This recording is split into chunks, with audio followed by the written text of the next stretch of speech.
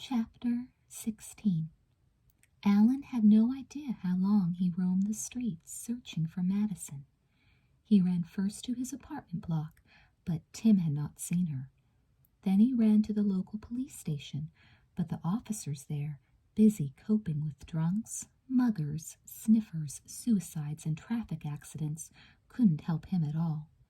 A lot of the time he just walked as though in a trance, colliding with pedestrians and narrowly escaping death whenever he suddenly decided to dart across the street. He even stopped people at random to ask if they had seen her. Yeah, the Miss Liberty girl. Of course, everyone and no one had seen her. The whole city seemed to have turned to liquid, merging and flowing swiftly down the drain of time. He was soaked through, but he never noticed. He just kept on searching. In the small hours, he found himself on the waterfront. He crossed a footbridge somewhere down among the wharves and stopped in the middle, staring down into the black water. Over the opposite rail, harbor lights endlessly mingled their reflections in the heaving surface, their ever-changing pictures telling stories in the water. Suddenly, Alan remembered the river cruiser at Cape Cod 20 years before, and the pictures in the water then. He remembered the feeling of isolation from the world and the lure of the pictures in the water. The urge to climb onto the rail and jump coursed through his body like cold blood. Only apathy and exhaustion stopped him succumbing to it now. He roused himself and wandered on. Not far away, under the arches of the road bridge, Madison had been sheltering for hours from the lethal rain. She bitterly regretted her sudden flight from the rink, but she felt unable to resolve the cruel conflict inside her concerning Alan and the future. Safe from the lashing torrent endlessly falling out of the graphite skies, she gazed into the swirling waters of the East River, desperately trying not to acknowledge the terrible truth it was telling her. After abandoning Alan, she had run from tree to tree and from awning to awning to escape the rain, lost without the pale disk of the moon, with both its comfort and its reminder of the coming sadness. The sea had seemed to draw her inexorably back to it, and now there seemed to be only one way for her to go. Slowly she unbuttoned her dress. Already the dampness of her hair was reassuring, a taste of the familiar world again. Her resolution began to harden. She walked to the edge of the wharf. The heaving water called to her. She moved forward, opening her dress. All at once she became aware that she was not alone after all. Someone was sitting on the wharf, half hidden by one of the buttresses of the road bridge, legs dangling over the edge. The dark hair was flattened and plastered to the head, making the ears stick out, and the clothes clung tightly to the lean body, which was shaking silently and uncontrollably. Madison hesitated. She looked at the dark water. She looked at Alan. She walked slowly towards Alan. "Alan," she called softly. There was silence. Alan stopped crying. Madison stood beside him. "What?" Alan murmured.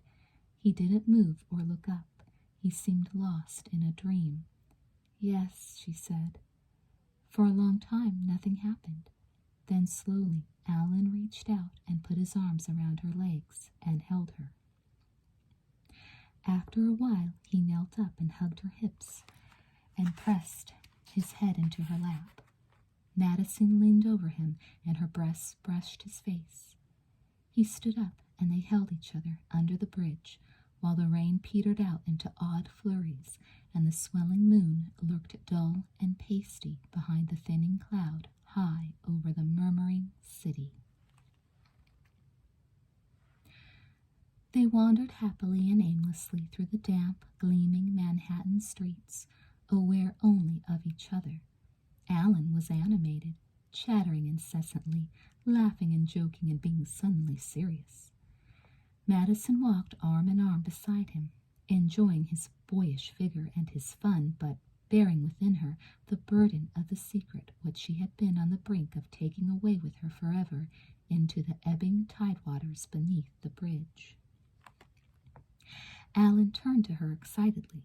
See, if we get our blood test done today, we could be married as early as tomorrow, he suggested. If we wanted to, he added with transparent tact. Madison smiled indulgently.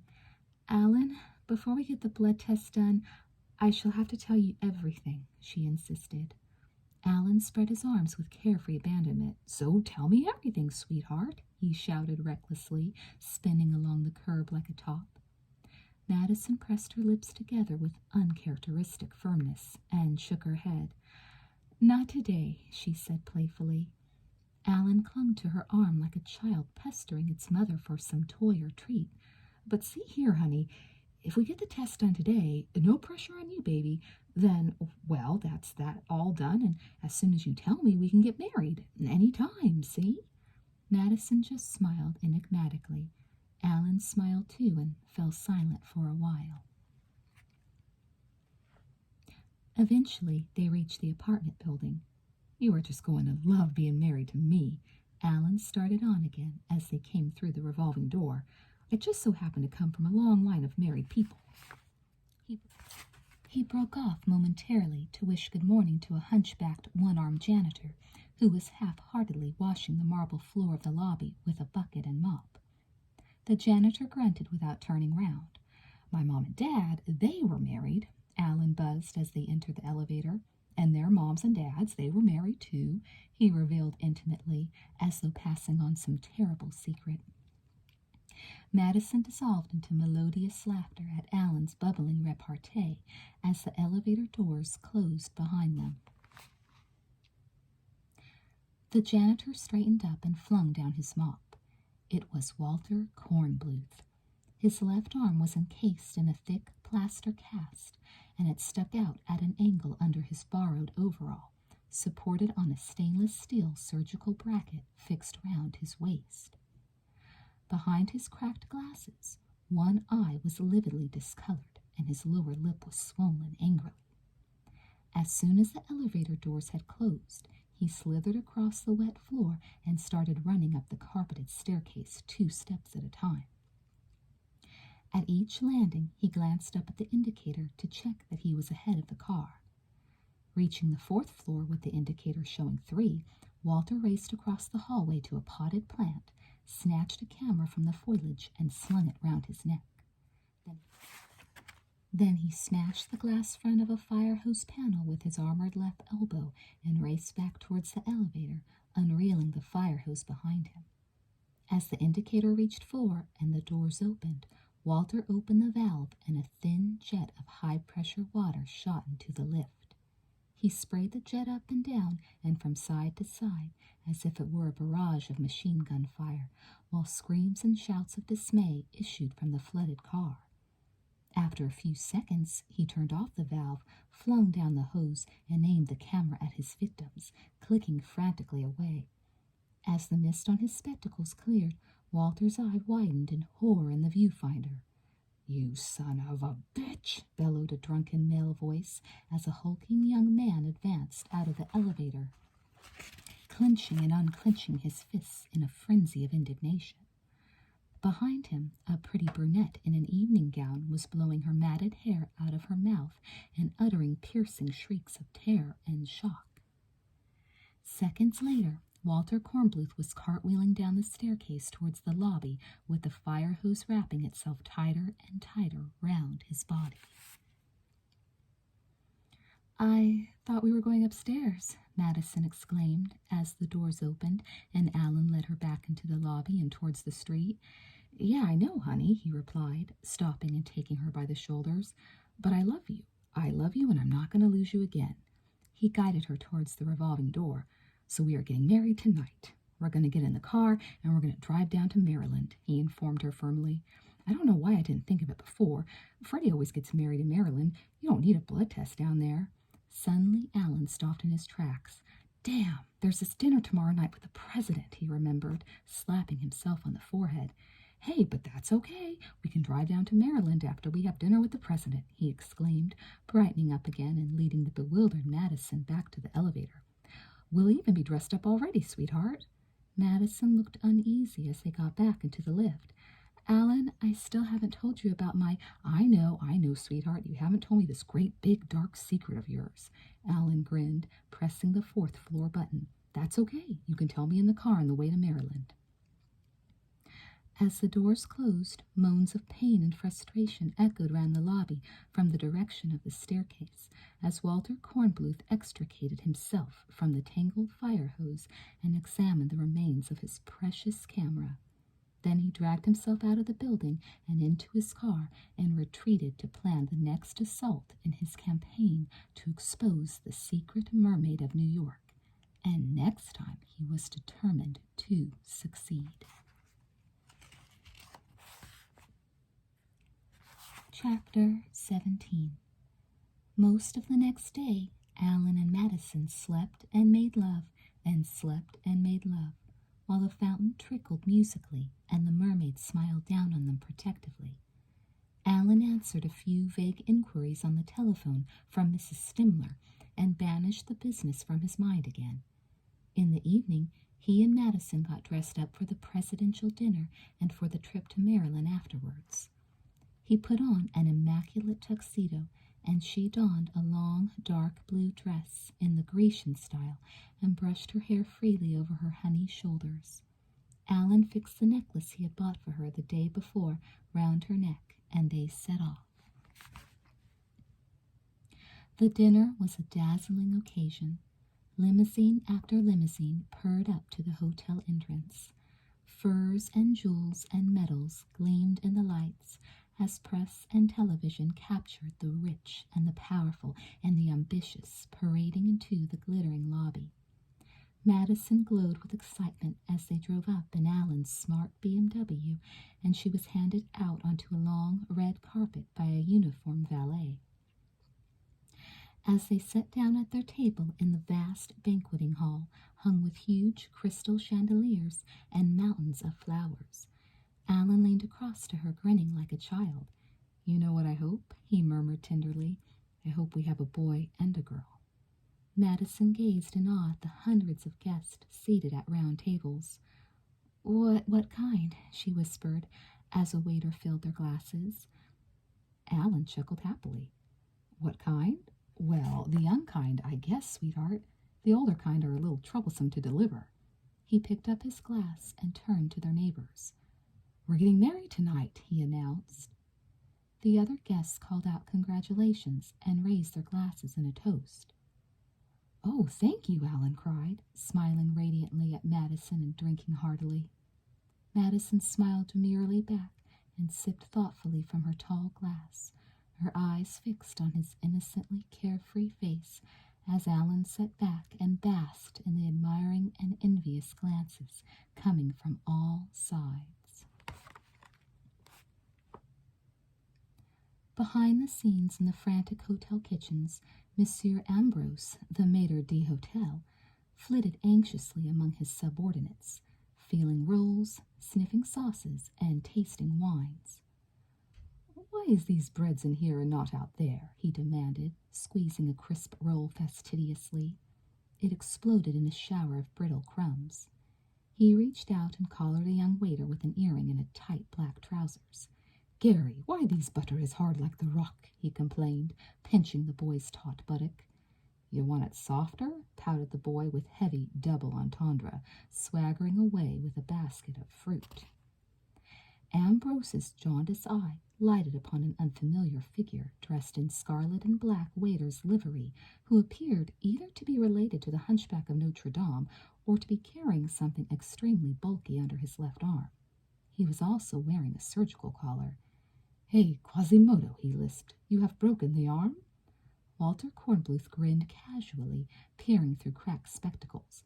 "Not at all broken. It's just fractured in 16 places," he replied cheerfully. Ambrose gave a French shrug, straight arms lifted slightly from the sides and then allowed to fall back. "Why are you here?" "Union sent me," Walter bluffed. At that moment there was a fanfare from the banqueting hall. Mon Dieu, Monsieur le Président est arrivé, gasped Ambrose. He snatched the plate of rolls and thrust them into Walter's hands. Allez, allez vite, he commanded. These breads are late. Walter set off through the kitchen. The President's here, he chanted at the chefs and waiters. As the staff sprang into even more frenzied action, Walter withdrew behind a partition and prepared his weaponry. Under the outsized waiter's jacket, 2 cylinders were strapped to his back and partly under his left arm, which was still held out at an angle by the surgical bracket. A short rubber hose connected to the cylinders and, ending in a nozzled valve, stuck out through the front of the jacket when Walter reached in and tugged it. Glancing round to make sure he was not observed, Walter kissed the nozzle for luck, directed it into a nearby sink, and flicked the valve rapidly open and shut. A short but powerful jet of water squirted out. Walter kissed the nozzle again, tucked it out of sight, and then checked his camera, nestling under his left arm beside the cylinders. Taking a deep breath, he picked up the plate of bread rolls and edged his way through the milling throng of hotel staff towards the doors leading to the banqueting hall. The tall, white-haired figure of the President of the United States, accompanied by his squat, flouncily dressed First Lady, moved with stately dignity towards the podium erected on a small stage at one end of the hall. All around them, clone-like Secret Service agents in crew cuts and characterless suits, with short-wave radios in the breast pockets, mingled impassively among the tables as the guests rose to their feet, cheering, smiling, and applauding enthusiastically. Madison waved back energetically as the President waved with automaton vagueness at the sea of faces. She giggled delightfully as Alan winked at her, as if to suggest that the great man had waved to her personally. The President raised his hands modestly for silence, and then leaned benevolently towards the bouquet of microphones in front of him. I'm just a corn-fed Kansas guy, but you people are the apple of my eye, he boomed, stepping back to make way for the burst of wild cheers which greeted his hackneyed announcement. He stepped forward again. Thank you, my friends. Thank you so very, very much, he drawled. Thank you, folks.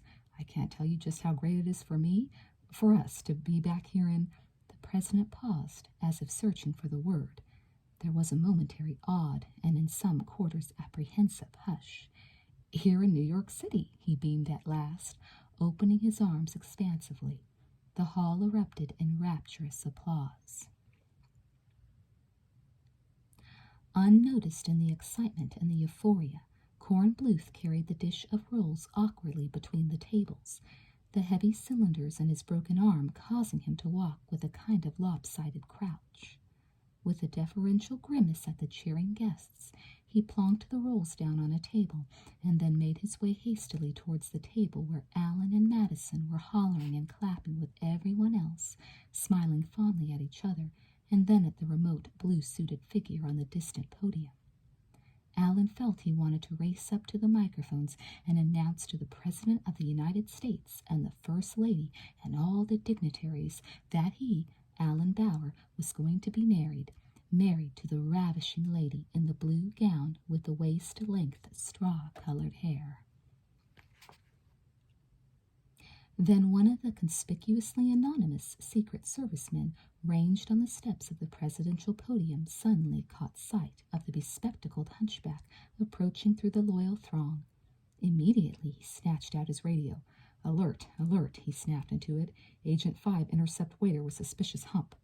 At once, an expressionless figure standing among the crowd near Alan and Madison's table moved swiftly towards Walter as he reached carefully into his bulging jacket for the nozzle. The guy's reaching for something, buzzed the first agent on the podium. All agents, get him now. Agent 5 pushed his way up to Walter. Excuse me, sir, I'd like a word with you, he muttered. About what? Retorted Corn Bluth, his hand still inside his jacket. Just step this way, please. At that moment, several more security agents surrounded him.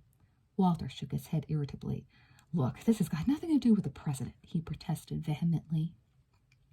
But the ring of agents moved him irresistibly away from the podium and from Allen and Madison's table, and in the direction of the lobby, smiling reassuringly around them as though they were escorting a minor celebrity.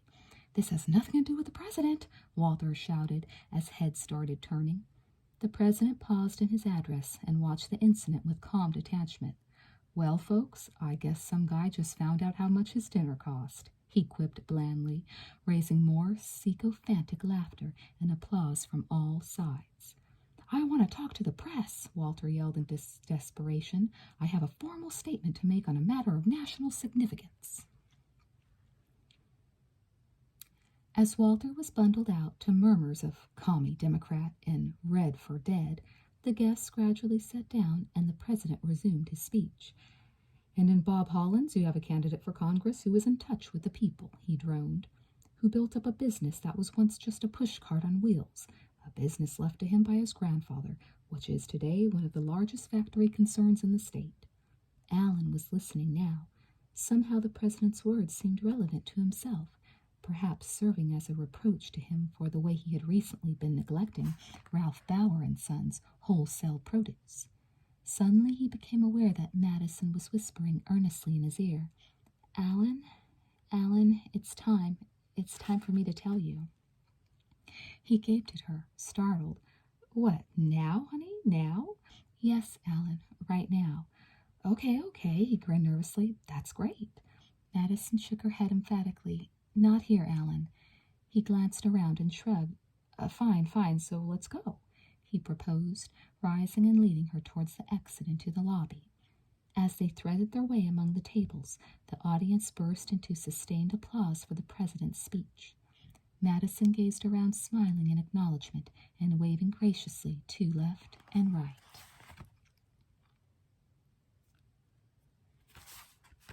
Under the awning at the hotel entrance, Walter was noisily protesting to the crowd of security men hemming him against the wall.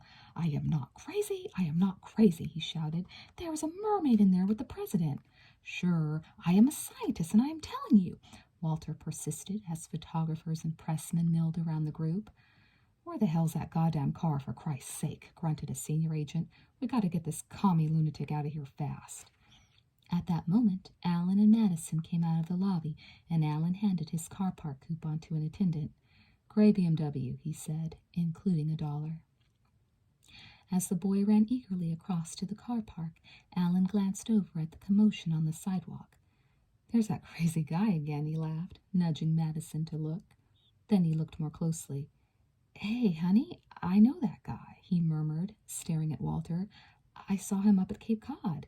He was crazy then, but I never thought he was any kind of—" Suddenly Walter noticed them. He flung out his right arm, pointing triumphantly at Madison. "There she is!" he screamed in an almost demented falsetto. "That's her! That's her!" Allen slipped his arm protectively round Madison's shoulders. "It's okay, sweetheart, it's okay," he murmured reassuringly. "He's just some kind of nutter." Madison began to tremble, and her face had gone ashen. Allen held her closer and kissed her cheek. "Okay, honey, we'll be out of here in a few minutes and on our way to Maryland, and you can tell me everything you want," he promised. Madison stared at the shouting, gesticulating figure of Walter as the agents jostled around him, her eyes filled with a strange and profound suspicion. Walter went quiet when he noticed the high-pressure water extinguisher cylinders, which the agents had confiscated, lying a few feet away in the curb. He also noticed that the agents were mostly concentrating on watching the gorgeous creature on Allen's arm at the other side of the entrance. He waited for a moment and then launched a frantic breakout, butting and clubbing with his plaster cast. Reaching the cylinders, he seized the hose and grappled with the valve mechanism attached to the nozzle. "It's okay, he's just a crazy man," Allen murmured, feeling Madison tense up as Walter directed the nozzle at her. No, she stuttered over and over again, clinging to his sleeve. "He's got a gun," someone shouted as the agent sprang forward. A fierce jet of water suddenly shot across the sidewalk and sprayed all over Allen and Madison. "Get the gun!" "No, please, no!" screamed Madison as the water soaked her from head to foot. Grab him! Grab him!" As Alan tried to shield Madison, someone seized him and grappled him to the ground. Alan fought his burly attacker ruthlessly as they rolled up and down the red carpet. Then the agent realized his mistake and jumped up, leaving Alan dazed and confused. Madison was thrown sideways into the gutter, where she lay screaming helplessly as the water poured relentlessly over her legs, and the dress clung tightly to her shapely outline. Agents were rushing from all sides, tripping over Madison and trampling over Alan. Walter was finally buried under a struggling heap of Secret Servicemen, one of whom snatched the nozzle from him and turned off the valve. With his head ringing and his vision blurred with pain, Alan sat up on the carpet. "What the hell is going on here?" he yelled at the top of his lungs. As the agents sorted themselves out around him, Walter raised his head and stared at Madison. There, I was right, he screamed, pointing at her. The agents looked round and were abruptly speechless.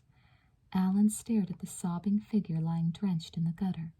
The hair on the nape of his neck began to prickle and stir like the quills on a porcupine.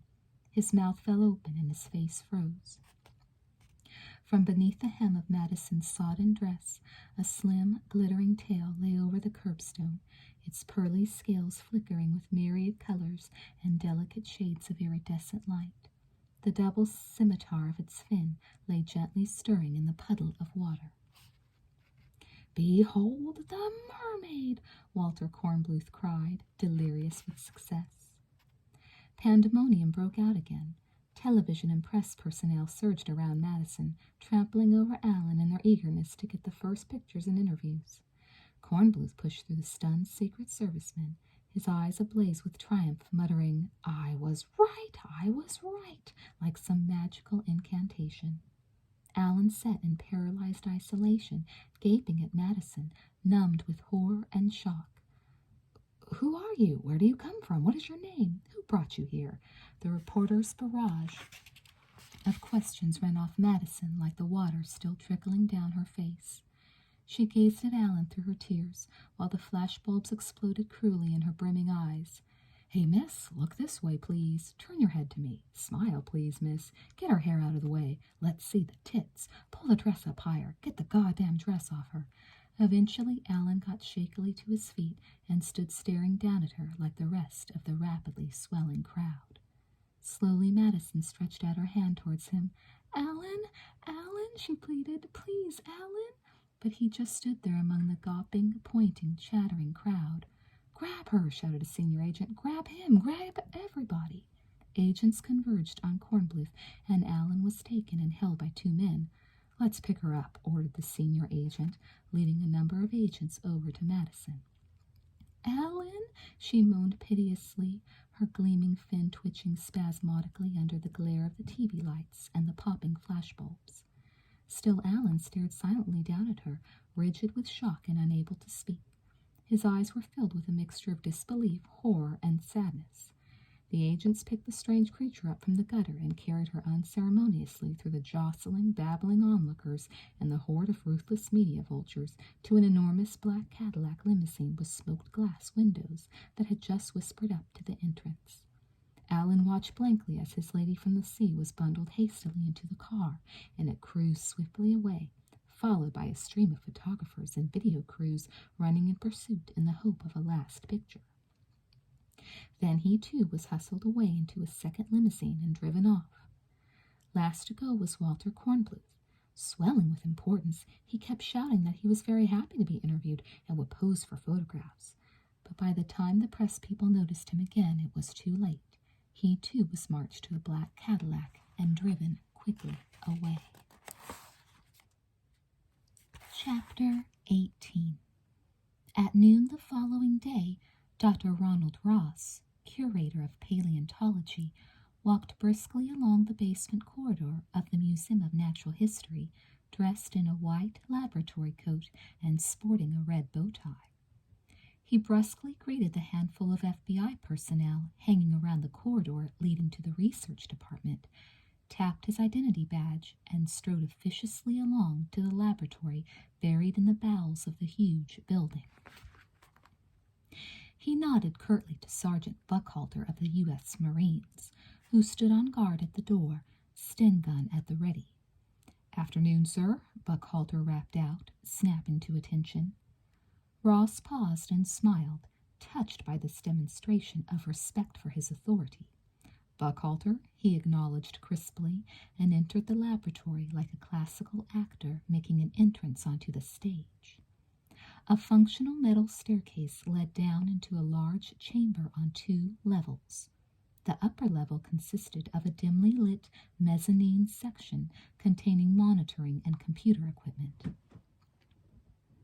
In the subdued light, white-coated figures pored over video screens and the displays and printouts from metabolic testing equipment.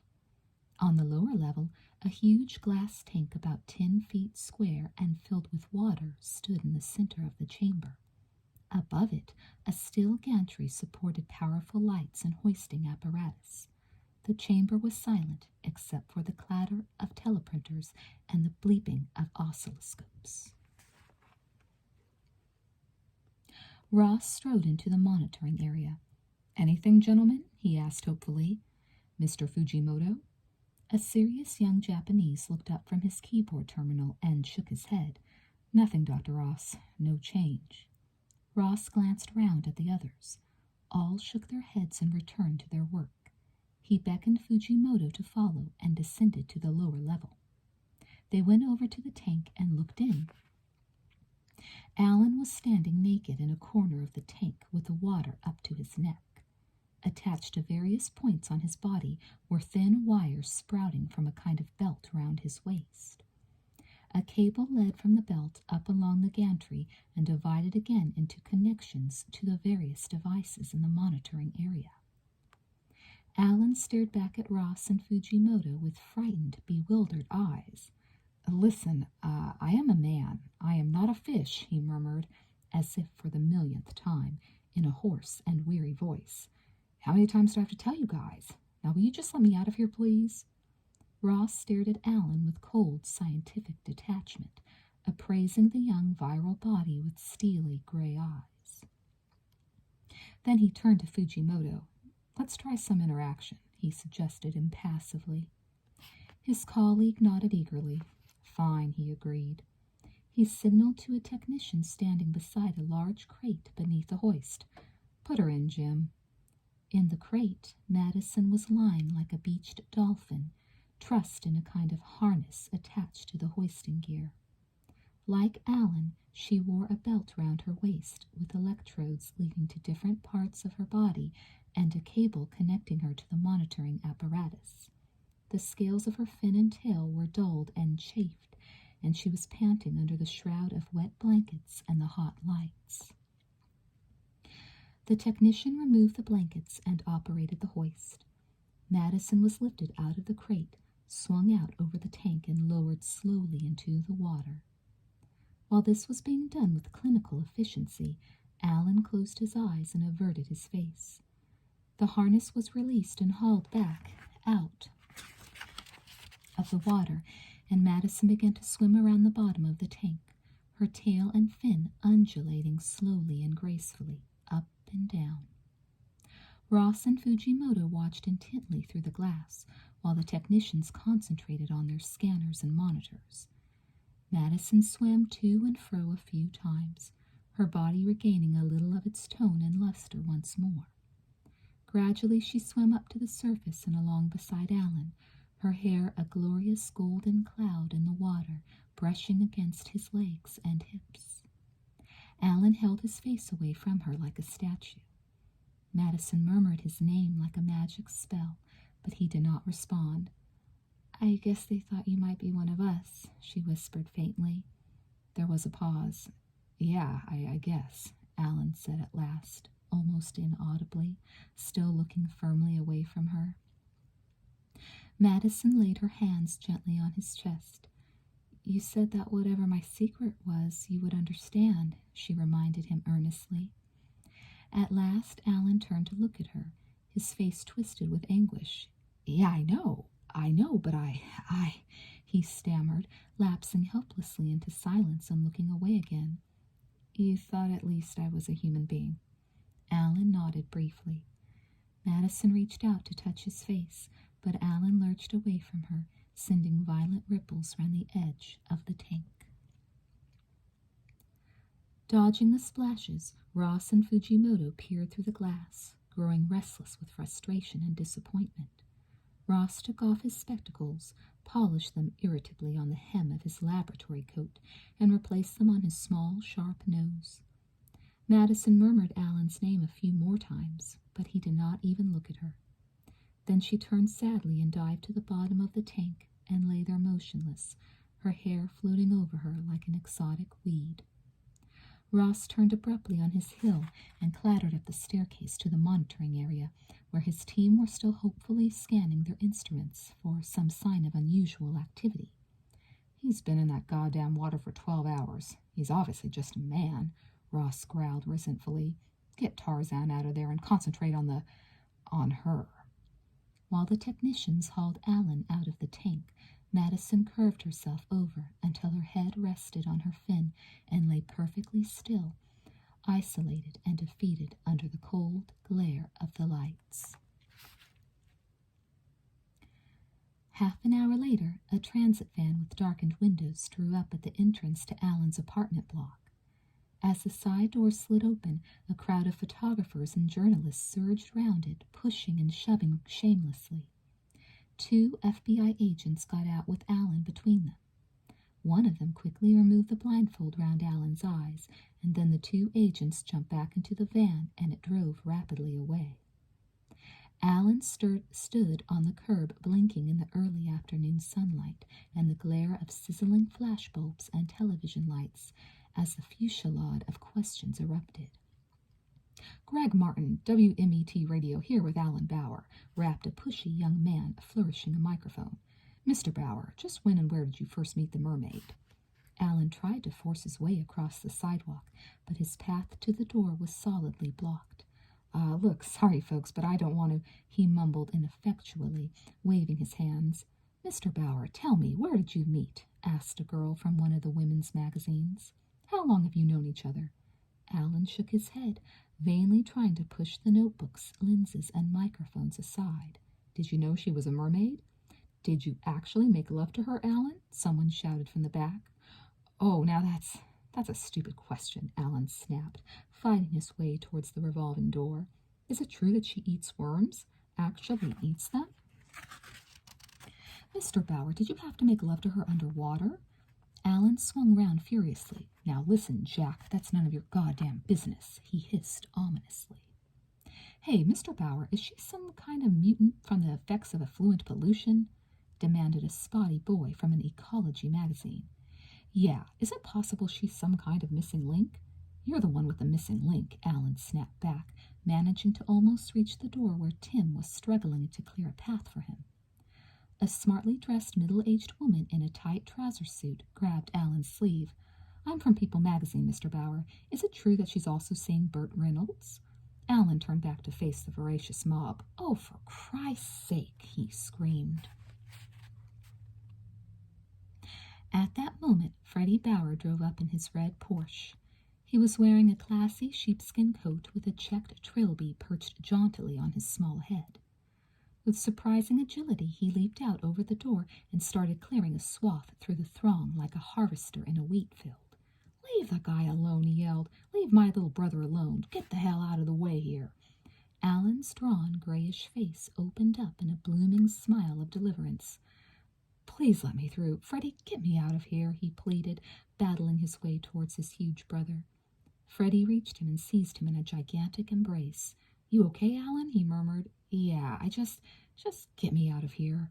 Freddie surveyed the jostling media with a frown of jaundiced expertise. "Is anyone here from Penthouse magazine?" he boomed in a foghorn voice. There were catcalls of derision and shouts of denial from the mob. "Then we ain't talking," Freddie blasted contemptuously, towing Alan swiftly along the sidewalk and lifting him bodily into the car. And with his plump fist hard on the horn, Freddie accelerated away, leaving the frustrated bunch still shouting questions, while Tim adjusted his braided cap with professional disdain. Down at the wharf, an uncanny hush fell over the produce market as Freddie drove Alan up to the warehouse. As they walked through the open-fronted store, people stopped work and stood gazing at Alan with awed curiosity. On the stairs leading up to the office, Freddie stopped and looked disdainfully down at them. "What the hell you all gawping at?" he demanded. "You never saw a guy who slept with a fish before? Come on, you guys, get back to work," he shied them with a stream of Sergeant Bilko growls of encouragement. In the office, Mrs. Stimler sat placidly crocheting a tea cozy, the plastic bath hat jammed tightly over her froth of gray curls. "Oh, Mr. Bower, you had a million messages," she crowed, picking up a mass of small pieces of scrap paper. "And you got calls from CBS, NBC, ABC, AP, UPI. Scarcely hearing her, Alan grabbed the newspaper off the dusty typewriter. Its banner headline read, "Mermaid Found at Fundraising, Held by Feds." His exhausted eyes scanned the closely printed column of the item without taking anything in at all. Ted Turner, Time Magazine, Joe Franklin Show, Marineland, Ripley's Believe It or Not, and Mrs. Paul, concluded Mrs. Stimler, panting with breathless excitement and scattering the bits of paper like confetti all over her desk and into the various paper cups of cold coffee she had accumulated. Freddie smiled and nodded patiently. "Thank you, but not now, Mrs. Stimler, not now." He drew Alan into the inner office. "Fish man," Alan whispered, staring at the newspaper in his white-knuckled hands. "Fish man?" He flung the paper savagely at the wall and sank weakly onto the couch Freddie had installed. Freddie nodded. "Yeah, that's what they're calling you on TV, too," he grinned, retrieving the paper and studying it proudly. "Personally, I think it's kind of cute," he chuckled. Alan stared silently at the contented fish goggling at him from the bubbling aquarium in the corner. "Well, how is she?" asked Freddie brightly. Alan shrugged. "How is she? She's a mermaid," he answered impassively, still gazing at the brilliant fish. Freddie took off his sheepskin coat and squeezed himself into a smartly tailored sports jacket. "I just don't understand it," Alan muttered after a pause. "All my goddamn life, I've been waiting for someone, and now when I finally find her, she's a fish." "Nobody said love's perfect," Freddie pointed out complacently. Alan stood up and wandered round the office as though he had never seen it before. "Freddie, I don't expect it to be perfect, but for God's sakes, it's usually human." He thrust his hands into his pockets and laughed with scornful irony. "I mean, every day people meet and they fall in love. Every day. And just look at what I got." He sat down on the couch again and sank his head in his hands. Freddie rounded on him, suddenly angry. "Just look at what you got." "Yeah, let's take a good look at what you got," he said vehemently. "People fall in love every day. Is that what you said?" "Yeah." "Well, that's just bullshit. It doesn't work that way," Freddie told him firmly. "Look, do you remember how happy you were with her? That is, of course, when you weren't busy driving yourself crazy worrying. Do you realize how happy you were?" Freddie wandered round the office, shaking his head and twisting his hands together as he tried to find the words he wanted.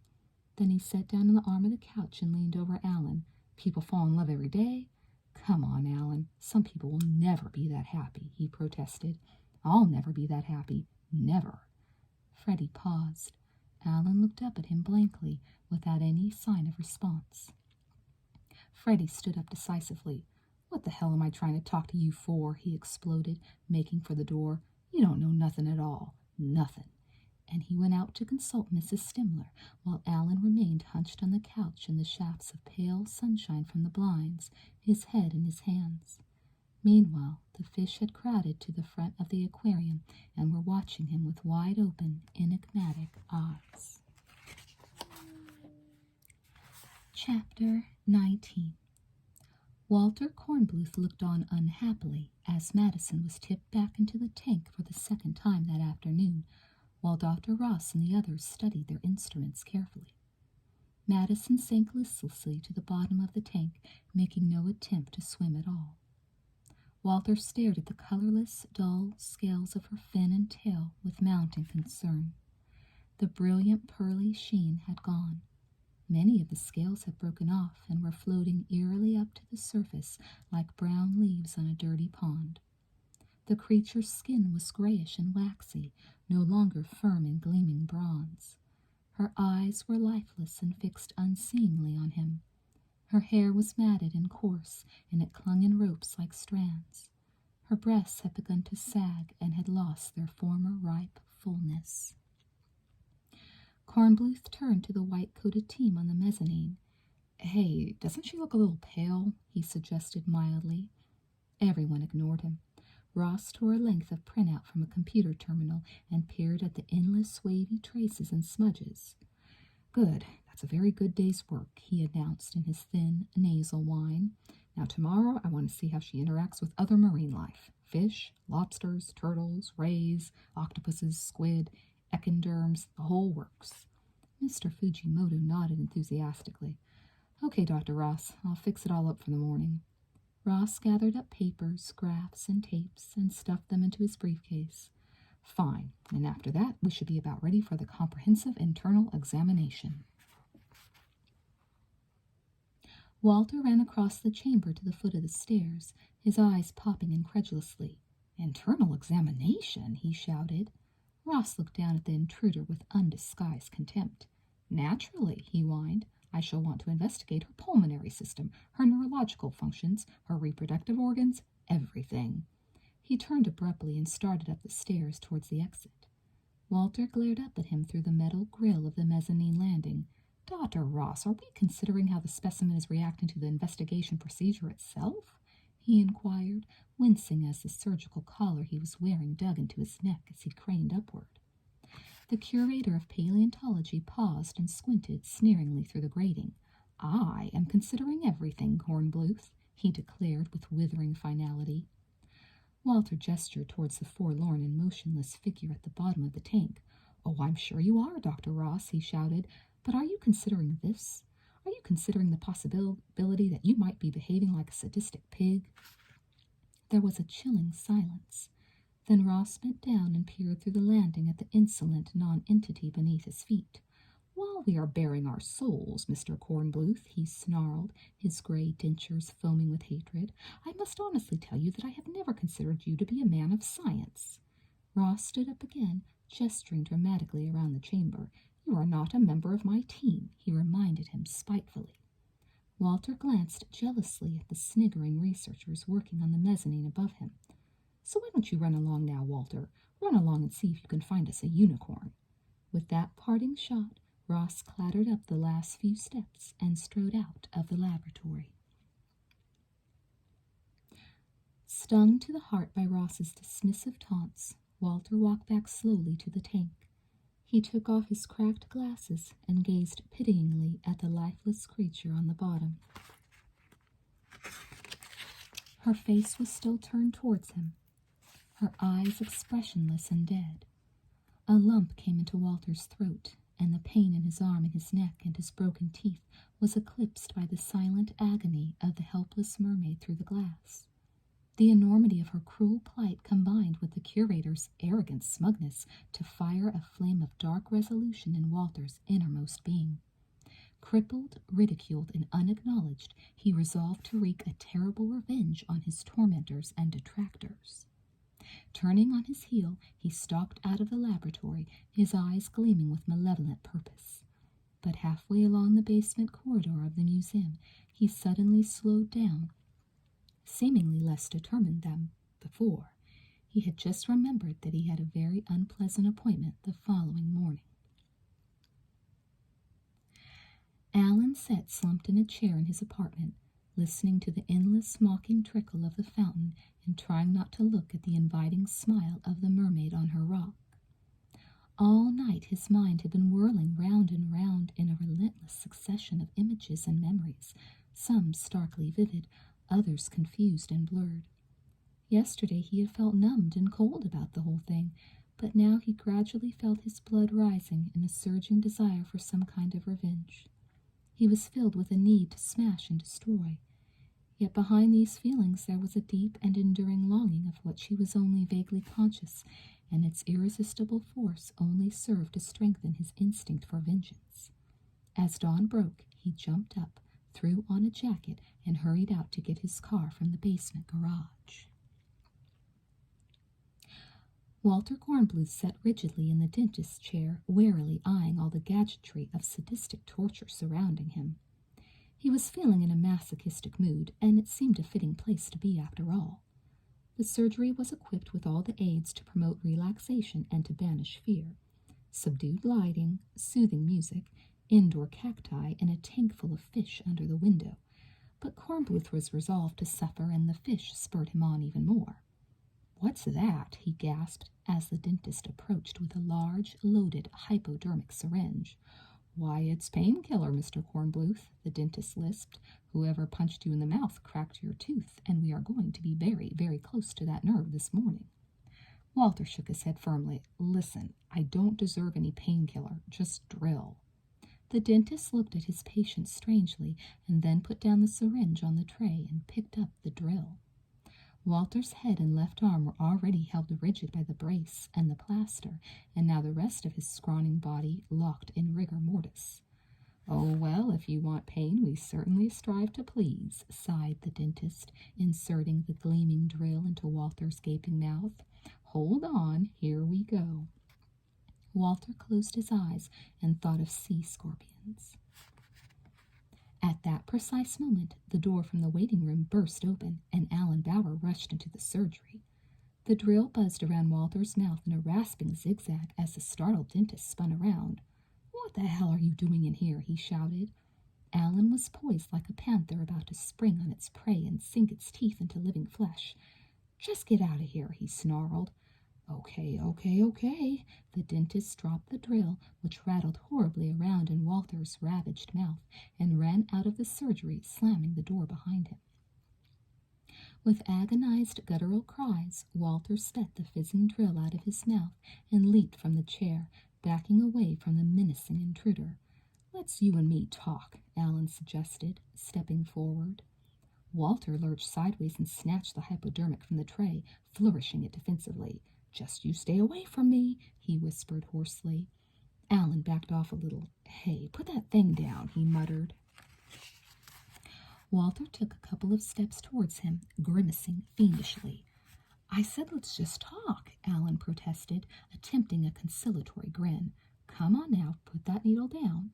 "Stay away from me. You're crazy," Cornbluth retorted, making vicious stabbing gestures with the syringe. Alan cautiously backed around the chair as Walter advanced on him. Then he suddenly raced round and grabbed Walter from behind in a powerful bear hug. "Put it down," he yelled in Walter's ear. With a sudden blood-curdling shriek, like some karate enthusiast, Walter stabbed down at Alan's thigh. But the needle shot into his own leg, and the war cry changed into a frenzied yelp of pain and shock as the plunger of the syringe was pushed down and the anesthetic injected. Walter collapsed into the chair, moaning. "What a week I'm having," he whimpered, rubbing his sore thigh. Alan paced round and round the immobilized patient, finding it really difficult to express the maelstrom of feelings inside him. You've destroyed my life, Cornbluth," he blurted out after a pause, waving the empty hypodermic he had taken from his agonized victim. "But I didn't mean to," Walter protested pathetically. "I just had to prove to everyone that I wasn't crazy, that I was right." Alan ranged around, seething and silent. "I'm a man of science," Walter continued doggedly. "I just didn't think about how it would affect you or her." He tried vainly to massage the feeling back into his numb leg. "But listen, Bauer, I'm really a really nice guy, you know. If I had friends, you could ask them," he claimed desperately. Alan angrily gesticulated with the syringe in Walter's miserable face. "I've been on the phone to every goddamn employee of the United States government calling them sons of bitches," he raged. "Nobody can even get in there to see her, wherever she is." Walter stopped rubbing his senseless leg and thought very quickly. He gave Alan a sly, sidelong glance. I can get to see her any time," he declared casually. Alan stopped in his tracks and stared at Cornbluth for several seconds with narrowed eyes. Then he flung down the syringe, grabbed Walter's lapels, and lifted him bodily out of the chair. Come on, what the hell are we waiting for?" he yelled, propelling Walter towards the door. They burst through the waiting room in front of the open-mouthed dentist, receptionist, and patients like a tornado. Walter hopped along like a one-legged mantis, his right leg dangling uselessly around at the end of his crooked body, frantically trying to keep up with Alan's sprinting stride. "What a week I'm having!" he cried, as he was bundled down the stairs and out into the street to Alan's waiting car. Chapter 20. An hour later, his right leg now functioning again, and ignoring the pain in his tooth, his arm and his neck, Walter Kornbluth led Alan and Freddie into the Museum of Natural History and down into the basement. The Bauer brothers were both wearing white laboratory coats over their clothes, just like Walter. The trio walked along with a brisk, businesslike air, exchanging the occasional nervous glance and grin of encouragement as they reached the corridor leading to the research department. Turning the corner, they were stopped by young Lieutenant Ingram of the U.S. Marines. He rose smartly from his desk, hurriedly closing the Danish health and fitness magazine he had been studying, with its photographs of enormous teenage bodybuilders doing extraordinary things with bronzed Scandinavian goddesses. "Good afternoon, Dr. Kornbluth. I was not expecting you back today," he said, with a toothpaste commercial smile. Walter tried to look relaxed despite the neck brace and the permanently akimbo left arm. He gestured to Alan and Freddie. "These gentlemen are Dr. Jared and Dr. Johansson from the Stockholm Institute," he said casually. Lieutenant Ingram consulted his clipboard and frowned. "I thought they were coming in later with Dr. Ross," he replied. "There's nobody in the laboratory at the moment." Walter smothered his sigh of relief with a hearty laugh, waving his hand airily. "Oh, no, that story was just cooked up to fool the press," he explained. Ingram nodded and flashed his piercing blue eyes and smiled his toothpaste smile again. He turned to the two strangers. "Well, gentlemen, I'm actually half Swedish myself," he informed them, eyeing Alan's handsome face and wiry, supple physique with obvious appreciation. Next moment, Alan and Freddie froze, and their mouths dropped open in astonishment as Ingram uttered a couple of amiable sentences in fluent Swedish. Walter looked as though he wanted to sink through the floor, but Alan and Freddie quickly pulled themselves together and nodded enthusiastically at the lieutenant. "Ah, ja, hey, ja," said Alan. "Oh, hey, ja, hey," said Freddie in total agreement. One after the other, they seized Ingram's hand and pumped it energetically up and down. "Sure," Freddie added. "Yeah, sure," Alan agreed. Walter joined in with a few more yaws and heys for good measure, and then motioned Alan and Freddie to proceed down the corridor to the laboratory. But Ingram stopped them. "Just a second," he said, and proceeded to deliver several complex sentences, again in perfect Swedish. Walter's face warped into a look of panic-stricken dismay, while Alan smiled and nodded at Ingram as if he could somehow hypnotize the young Marine or make him just disappear. Then Freddie suddenly came out with a short sentence in a solemn, sing-song voice that certainly sounded like authentic Swedish. There was an agonizing pause.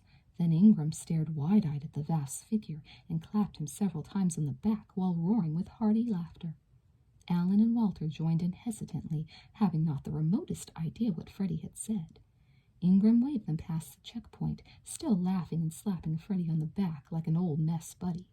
He watched them disappear down the corridor and then sat down at his desk and started leafing eagerly through the magazine, as though he were looking for something.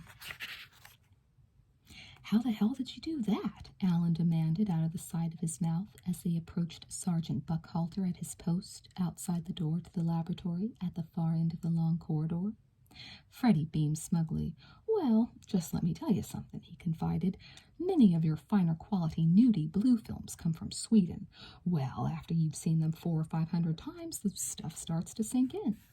"What the hell did you say to the guy then?" Alan asked, still incredulous. Freddie drew Alan's and Walter's heads closer to his own. "I just told the guy I had a 12-inch prick," he sniggered. Walter looked shocked, but Alan hugged Freddie gleefully and kissed him on both cheeks. Sergeant Buckhalter's stern face under his squat helmet and his loaded Sten gun at the ready reminded them of the serious nature of their mission. Walter strode nonchalantly up to him. "Morning, Buckhalter," he cried. The short little sergeant frowned apologetically. I'm real sorry, Dr. Cornbluth, but I'm not supposed to let anybody in there until Dr. Ross gets here with them sweets, he declared adamantly. Walter jerked his thumb at the Bower brothers. These are the two Swedish gentlemen, he informed him. Buckhalter gazed at Alan and Freddie skeptically. These are Swedes? He exclaimed. He pointed his Sten gun at Alan. Isn't that one there kind of dark? Cornbluth smiled patiently and pushed his glasses up his big nose. Dr. Jared is a little soiled from the long journey, he explained carefully. Come on now, Buckhalter, we have work to do. Let us in there. The sergeant shook his head unhappily. No, I'm real sorry, sir, but I'm not supposed. What are you afraid of? Walter demanded with a forced laugh. Do you think we are going to steal a mermaid or something? Freddie thumped Alan between the shoulder blades. Stealing the mermaid, he bellowed in a fake accent. Alan laughed faintly. What am I going to do? Walter protested, appealing to the sergeant's common sense. Fold her in half and stick her in a briefcase or something? Freddie thumped Alan again, causing him to cough and blink his watering eyes. In the briefing case, in the half, he roared. Alan smiled wanly, wishing to hell they'd never got themselves into such a ludicrous situation. Buckhalter squirmed in confusion and embarrassment. Oh, well, I guess it'll be okay, he mumbled shamefacedly, turning and opening the door for them. Yeah, okay, go right ahead, gentlemen. Walter led the way, tense and apprehensive. As Freddie passed, he poked Buckhalter's tin hat. Good joke in there, he grinned.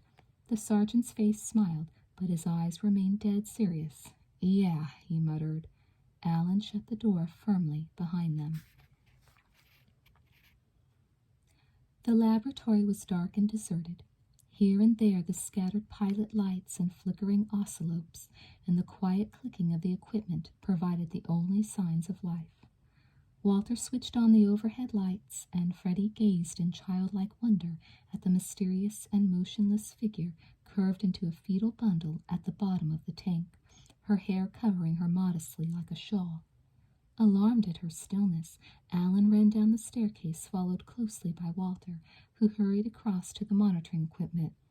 Hell, is she okay? Walter cried, as Alan clambered up onto the gantry and ruffled the murky water with his hands.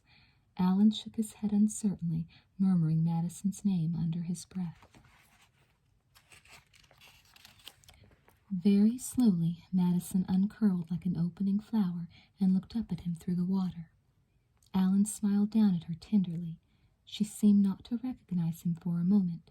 Then she gave him a brief little smile. Freddie watched from the staircase with tears in his eyes as the creature flicked her tail gently and glided gracefully up to the surface. As her face emerged from the water, Alan bent down, took it in his hands, and kissed her cheeks, her nose, her eyes, and finally, with passionate gentleness, her mouth. At once there was a flurry of flashing lights and quickening pulses and pings from the equipment as Madison began to respond to Alan's kiss with hungry lips. Walter watched in amazement as pins whizzed off the edges of graphs and traces whipped off the oscilloscope screens. Printouts started chattering furiously and disgorging yards and yards of closely printed data. Hi, Alan whispered, cradling Madison's head against his chest. She was silent for a while, as if she could not believe that she was not dreaming. Hi, she murmured eventually. Freddie clapped his hands with rapture and slowly descended the stairs like a father on his daughter's wedding day. Alan let the happy tears drip off his chin into the water. So this is the great dark secret that you've been keeping from me, he smiled.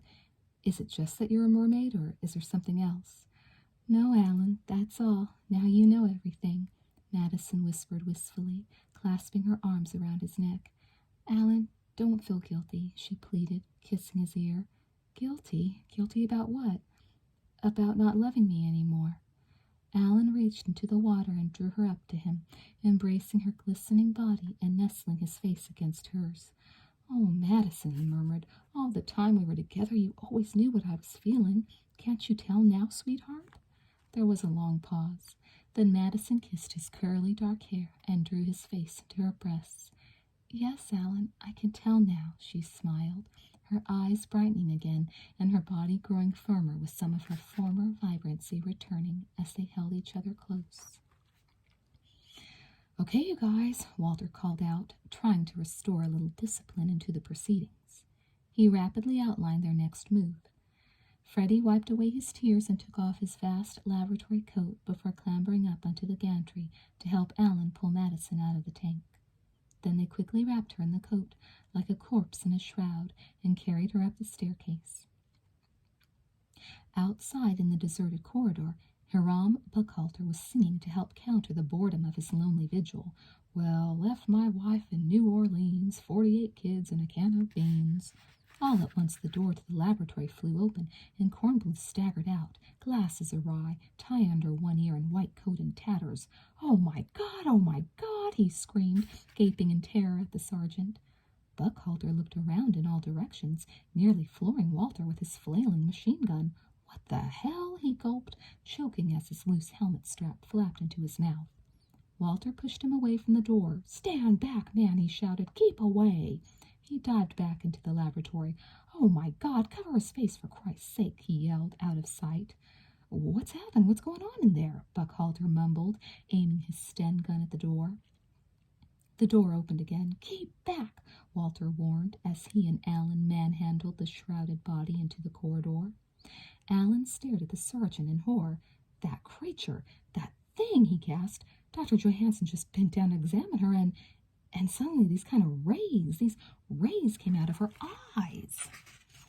Walter shuddered and nodded, doing his best to support his share of the bundle with his one serviceable arm. Horrible, it was horrible, he croaked. Swallowing hard, Buckhalter stepped towards the door, pointing his gun uncertainly in front of him. No, don't go in there, Alan screamed, kicking the door shut behind him. She'll melt your face right off. Buckhalter hesitated, fiddling with his flapping helmet strap. I knew it. I just knew something like this was going to happen, he bleated, his pasty face suddenly red with panic. What shall I do? What shall I do? Oh, stop whining, Walter snapped recklessly, straining his glasses. Seal off the entire area immediately. Buckhalter turned to the wall phone, trembling all over. That's it, I'll call the Pentagon. Walter heaved himself closer to the sergeant. Pentagon? Are you crazy? He threatened. Do you want to be responsible for causing a national panic? I don't want to die, whimpered the sweating sergeant. Letting go of Madison's tail, Walter slapped Buckhalter hard. Pull yourself together, man, he ordered harshly. The time has come for you to take a hold on the situation. He picked up his end of the bundle again. Buckhalter suddenly pointed at the bundle in suspicious astonishment. But that Dr. Johansson, He spread his hands wide apart like a bragging angler in the clubhouse. Walter glanced at Alan in alarm. Oh, those rays, they shrank him up like a potato chip, he explained hastily with a macabre grimace. Cornbluth stared sternly at the bewildered sergeant. Now listen, Buckhalter, I don't want you to let anybody, not anybody, into that laboratory, he commanded. I shall be back with nuclear weapons. Come on, Dr. Jared. Buckhalter watched him impotently as the two white-coated figures hurried away along the corridor with their terrible burden. Then he set his jaw, gripped his gun, drew himself upright, and to his disgust realized that in all the panic something quite irregular had occurred in his trousers. Chapter 21. Like undercover agents on a life-and-death mission far inside enemy territory, Alan and Walter Cornbluth manhandled the long, white, mummy-like bundle down the front steps of the Museum of Natural History and set it upright in the passenger seat of Alan's BMW. Alan jumped in beside it, and Walter maneuvered himself awkwardly into the back. As Alan tried to reverse out of the cramped parking space, Madison shook her head free from the tight fold of Freddie's laboratory coat and started kissing him passionately on the mouth. Yeah, later, please, sweetheart, Alan protested, doing his best to fend her off and skidding out into the busy traffic stream with suicidal abandon. Jammed in the back, Walter kept watch for pursuers through the rear window. Madison unbuttoned Alan's shirt with feverish fingers and started kissing and caressing his chest and stomach. Alan stared through the windscreen, struggling to concentrate as he accelerated recklessly through the congested streets, weaving in and out and shrugging his shoulders whenever they slipped through a perilously narrow gap. Occasionally Alan yielded to Madison's persuasive lips, while Walter yelled frantic warnings about the traffic situation on all sides. Then Madison thrust the laboratory coat aside, revealing her long, slim legs. Alan glanced down and smiled and put his right hand on her thigh, moving it slowly up and down as he swung the steering wheel crazily from side to side with his left. They had only been going a few minutes when they were forced to stop and queue at an intersection snarl-up. Walter leaned over the seat, grinning with boyish glee. "Want to know something? I don't think we're being followed," he announced. Alan laughed. But this is all just too easy," he said, exploring Madison's thigh with shameless thoroughness. Walter pulled the laboratory coat a little more modestly around Madison's naked shoulders in order to conceal her proudly swinging breasts from the other drivers in the jam. "We did it, and it was all my idea," he whooped deliriously. "Walter, you're a genius," Alan agreed, grinning at Kornbluth's wild reflection in the rearview mirror. "I admit it," Walter laughed, "but the Swedish thing was brilliant. That was your idea." "Well, yeah, I admit it. A real classy touch," Walter enthused. "I didn't even like you when I first met you," Alan confessed, continuing to caress Madison's thigh while she murmured with pleasure, "In fact, I hated your guts." Walter shrieked with laughter. "Funny, but nobody likes me when they first meet me," he boasted. Alan felt under the coat and among Madison's tumbling hair and cupped her breast in one hand while he thumped the horn with the other. "We gotta get out of here, though," he muttered restlessly, but the traffic showed no sign of moving at all. Barely a minute after Alan had driven off, Dr. Ronald Ross had driven his two visitors up to the museum and had parked in the vacated space. With pompous ceremony, he ushered them into the venerable building and led them down to the research department in the basement. Lieutenant Ingram put down his telephone and greeted them grimly. "Good afternoon, Dr. Ross. No doubt you've heard. This is Dr. Johansson and Dr. Jared from the Swedish Institute," Ross interrupted imperiously. Ingram stared blankly at the two tall, depressed-looking men in crumpled suits who were looming in the background with jet-lagged expressions. "But I don't understand, sir," he mumbled confidentially. "Dr. Kornbluth just left with a Swedish gentleman a few minutes ago. One of them's been—" "Kornbluth!" Ross shrieked. Ingram attempted to explain, but he found himself talking to thin air. Ross had rushed off down the side corridor, shouting incoherently, with the bewildered Swedes lopping after him. At the door to the laboratory, Buckhalter sprang to attention and then tried to bar the way, babbling garbled warnings about the danger within, but Ross elbowed him out of the way and burst into the cavernous chamber, followed by the two dazed Scandinavians. The basement corridor suddenly rang with shouts and blasts on whistles, and Marines and FBI agents seemed to emerge as if by magic from the dusty bowels of the museum. When Ingram, Buckhalter, and the others burst into the laboratory, they found Ross and the Swedes motionless on the landing, staring at the cheery, smiling figure of Freddie Bauer, who was squatting on the gantry above the tank, holding a metal rod with a length of cable attached, which he was dangling in the water like a fishing line. "Hey, you guys, what kind of bait you supposed to use for mermaids?" Freddie boomed, flicking cigar ash into the water and taking a hearty swig from his can of Budweiser. The Swedes looked as if they had walked into a madhouse. Freddie beckoned them over. "Come on, boys. The water's lovely," he roared. At last Ross found his voice. "Let's get after them," he whined, swinging round on Ingram and his troops, "and arrest that fat maniac on the tank there." As Ingram rushed out with Ross, Freddie paddled his bare feet delightedly in the water and raised his beer can to them in defiant salute. Minutes later, a convoy of several army trucks trundled out of the garage underneath the museum and swung into the traffic. Overhead, helicopters rattled up and down the avenues and streets, while agents peered down through powerful binoculars in search of the fugitives. Gradually, the helicopter units narrowed the field down to the area around the jammed intersection. Then the army convoy advanced as far as it could, and the armed Marines jumped out of the trucks and started to comb through the stationary cars, trucks, and buses in the queue behind the BMW. Suddenly Walter saw them approaching in the distance through the rear window. "Move, Bauer, they're right behind us," he yelled. Spinning the wheel, Alan accelerated up onto the sidewalk and overtook the jammed lines of traffic, swerving into the side street at the intersection and bumping back into the roadway once they had passed the blockage there. Then he took a reckless shortcut through a small park and playground area.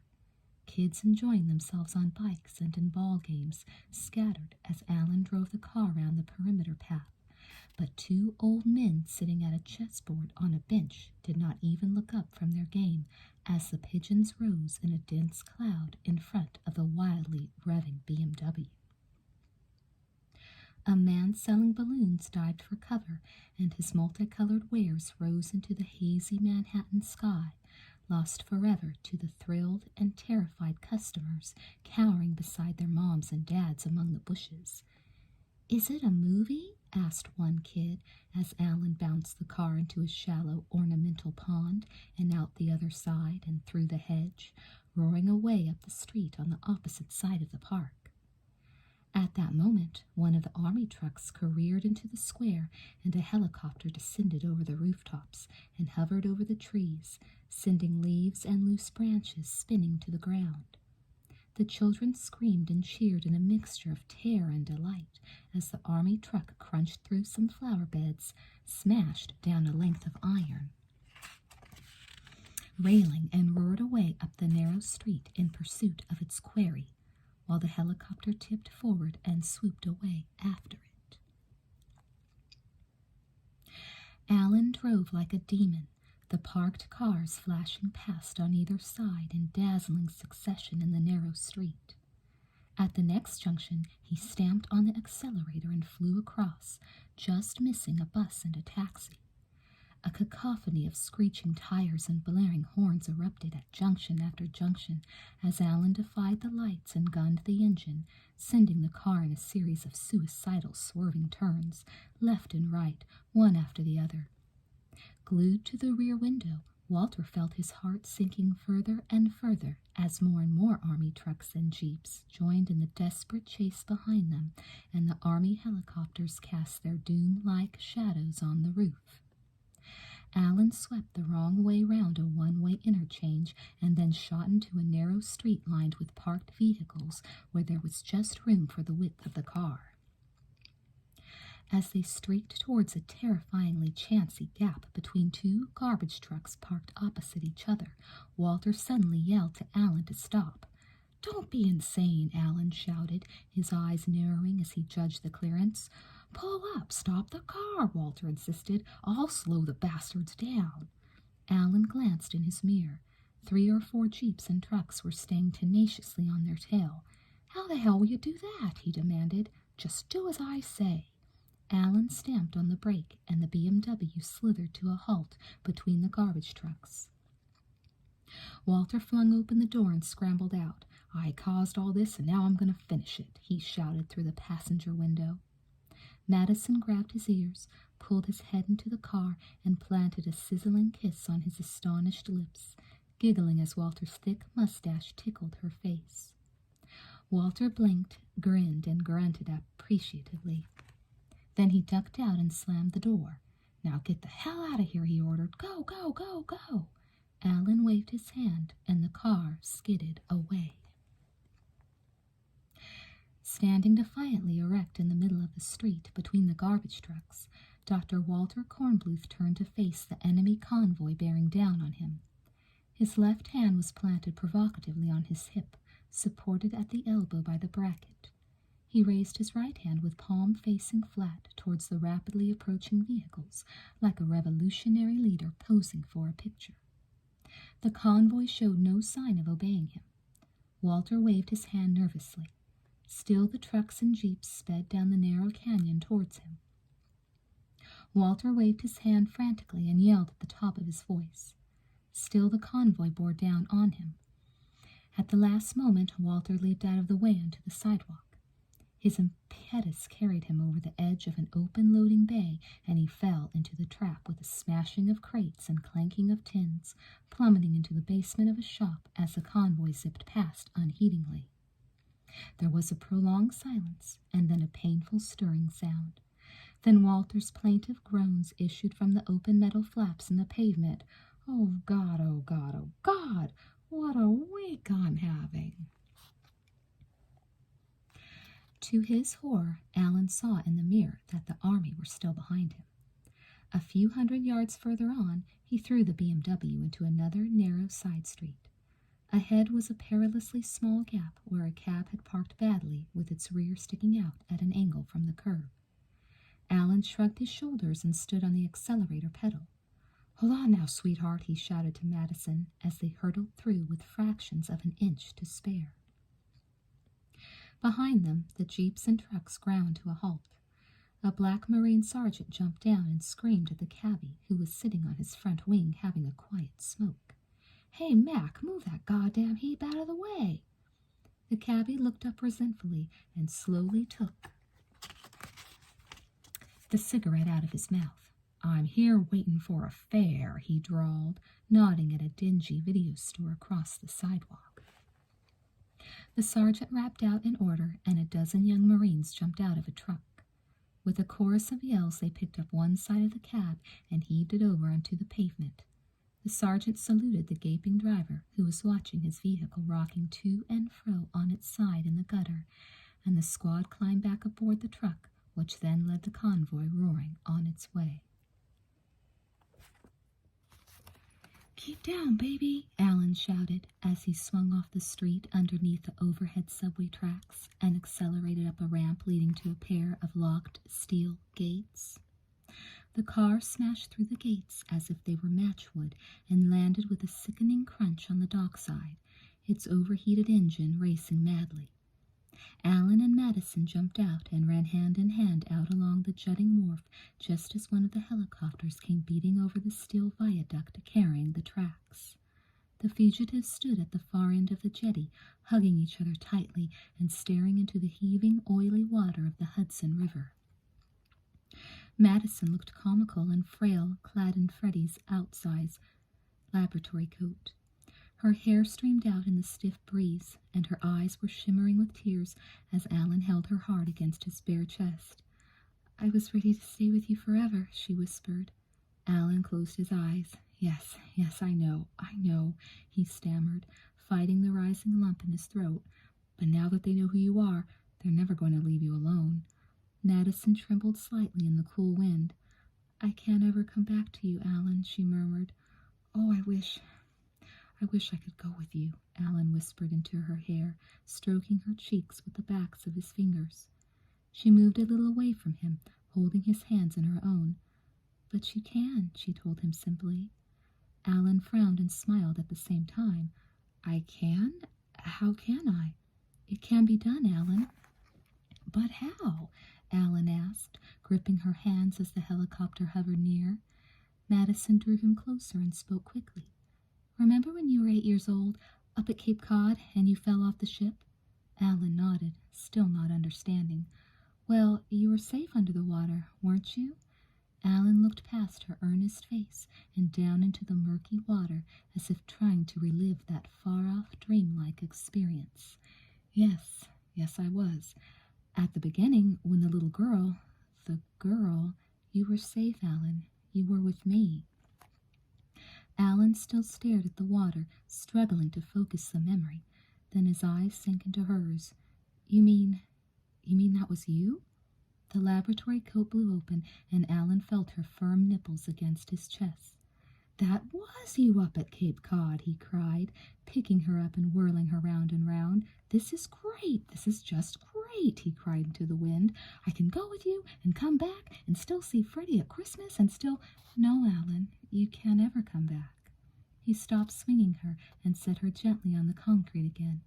His face softened in a momentary wistful smile of hope and longing. Then it hardened abruptly into acceptance of the inevitable. "Madison," he muttered in a broken voice, unable to even begin to explain the conflict inside him. She clasped him to her. "Yes, Alan, I know, I understand." Under the threshing blades of the hovering helicopter, and with the sound of jeeps and trucks lurching onto the dockside, they kissed in brief, passionate oblivion. "You down there on the dock, don't move," rasped a metallic, disembodied voice from a loud hailer in the helicopter. Eventually they looked up. "You are under arrest." Alan hugged Madison. "Just let the girl go," ordered the official voice. "Step back from the dock. You are under arrest." Alan released his hold of her. "You must go now," he murmured in a numb, hollow voice. They glanced round to see Marines starting to jump out of the trucks parked on the wharf. Alan backed away from Madison. "I love you, Madison," he called out. "Go now!" But she still stood on the jetty, the voluminous white coat flapping around her. Alan ran forward and pushed her gently towards the edge. "Go, go now," he pleaded wretchedly. Madison flung off the coat and dived into the river, her body making a high arching curve which took Alan's breath away. Seemingly unaware of all the shouting and bustle around him, Alan stood alone, watching the heaving water at the end of the jetty. As Madison broke surface some distance away, the helicopter flew over him and hovered threateningly above her, its rotors whipping the water into an angry froth. "Leave her alone!" Alan suddenly screamed out as the Marines mustered on the dockside with several inflatable motorboats. "Just leave her alone now!" Madison turned in the boiling water and raised her hand in farewell. Alan waved back with frantic, longing arms as she finally disappeared under the gray swell. A few seconds later, her fin flicked briefly into the air for the last time. More and more security and army personnel were arriving every moment. Alan saw frogmen preparing to jump from a large helicopter as it appeared around the nearby building, and the first of the inflatables was being launched from the dockside. He hesitated as a group of FBI agents advanced along the jetty towards him. Madison's words echoed round and round in his consciousness. "I can't ever come back to you, Alan. You were safe, Alan. You were with me. No, Alan, you can't ever come back. You were safe, Alan. You were with me. I want to stay with you, Alan. You're the reason I came here. You're the reason I came here. You're the reason I came here." The phrase grew louder and louder and more persistent the more he tried to resist its hypnotic effect. He glanced round him at the twin towers of the World Trade Center, at the New Jersey shore, and at the Statue of Liberty across the bay. Suddenly he ripped off his laboratory coat and his shoes, and taking the biggest breath in his life, he dived into the water. The FBI agents reached the end of the jetty just too late to snatch him. Alan floundered frantically in the water, desperately trying to keep himself afloat while he attempted to estimate the direction Madison had taken.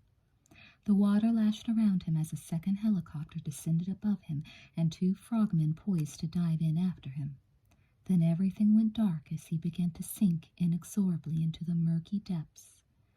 Panic-stricken, he flailed around him in the gloom, his lungs burning and pounding in time with his hammering heart. Suddenly the memory of his younger self struggling in the sea off Cape Cod burst vividly into his awareness. Unable to hold his breath any longer, he opened his mouth and gulped and breathed in the deadly water. The two frogmen dived from the helicopter and swam swiftly towards the telltale trail of bubbles he had released. When strong hands grasped his, Alan thought, with the last traces of his consciousness, that the frogmen had found him, and he clutched at the hands gratefully. But then he saw a bright shape suspended beside him, and soft fronds brushed his face like a caress.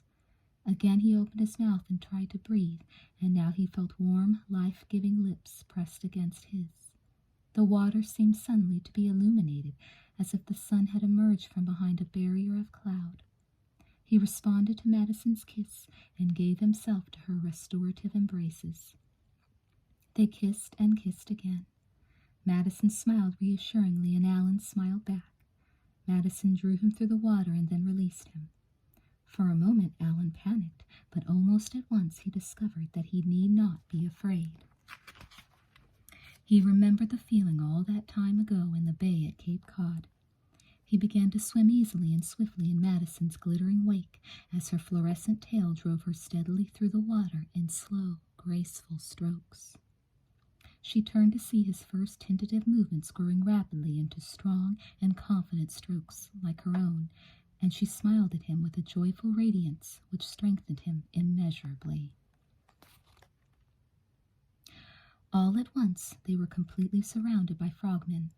One grabbed at Madison, but she knocked him away easily with a mere flick of her fin. Then Alan felt himself grasped round the neck from behind. Breaking the diver's hold with an upward thrust of his arms, he turned and seized the face mask. Twisting it to and fro, he finally ripped it off, and the diver kicked his flippers and rose quickly to the surface in an explosion of bubbles. Meanwhile, Madison had torn the mask off 2 more divers, and they rocketed to the surface in torrents of bubbles. Then she swam in a complicated spiraling pattern and stunned several more frogmen with slicing flicks of her fin as they converged on her. Alan was attacked again. This time he bit his assailant's ankle, and the diver withdrew abruptly like the others, retreating to the surface. Alan was rapidly becoming exhausted by this extra demand on his energy, and to his relief, Madison glided quickly over to him and seized the sleeve of his shirt, drawing him away with her towards the open sea. As they fled, they hit out at another group of frogmen, which suddenly attacked from below. Recoiling with severed pipes, dislodged masks, and bruised heads, the divers were left floundering helplessly as Madison led Alan irresistibly into clearer and clearer water. Above the surface, helicopters, jeeps, and trucks congregated on the crowded dockside, while milling personnel helped the battered and exhausted diving squads back into the rubber boats and onto the wharf. Officers and agents vainly scanned the gently heaving swell through binoculars for some time, searching for a glimpse of their prey. But no sign of the mermaid or of Alan Bauer was ever seen again, except for some clothing which was washed up on the New Jersey foreshore a couple of weeks later. Chapter 22. When they were safely out of danger, Madison paused by some weed-covered rocks and kissed Alan with caressing, life-giving lips. Then Alan swam free and took off his clothes, and Madison watched happily as he swam round and round her with a new sense of freedom and belonging. He swam to her, twining his legs round her tail, and they glided and tumbled in the bright water, kissing and embracing and playfully breaking apart and then coming together again, time after time. Then Madison led him away, and they swam for a long time. Schools of fish parted to let them pass, and then reunited and followed them for a while. Gradually the water lightened and lightened until it became transparent and sparkling. Alan cavorted and played around Madison, his body vibrant with newfound life and his eyes filled with enchantment. Eventually they reached a wall of coral. Madison took Alan's hand and led him down and down until they came to a glowing hole in the gleaming barrier. A brilliantly incandescent light streamed through, as if from some form of submarine star. At first, Alan averted his eyes from the unbearable glare, but as they approached he was able to look. He thought he saw an entire city of pearl and light, of fantastic shapes and colors. He stared into the miraculous vision like a child watching mysteries in the fire. Madison turned to him, her eyes filled with promise. She pointed the way through. Alan gazed at her and then turned to the mysterious portal, his memory of the dark, suffocating water and the frantic, raucous city already fading to a dim and unlamented shadow. They glided through into the light, and a single image of the old world lingered in Alan's mind. The image of a young boy alone in his own dreams, entranced by the play of light on the water, and in the background, on the very edge of his consciousness, the distant voice under the awning across the deck. "Here it comes, watch it now, here it comes." Alan watched, and it came.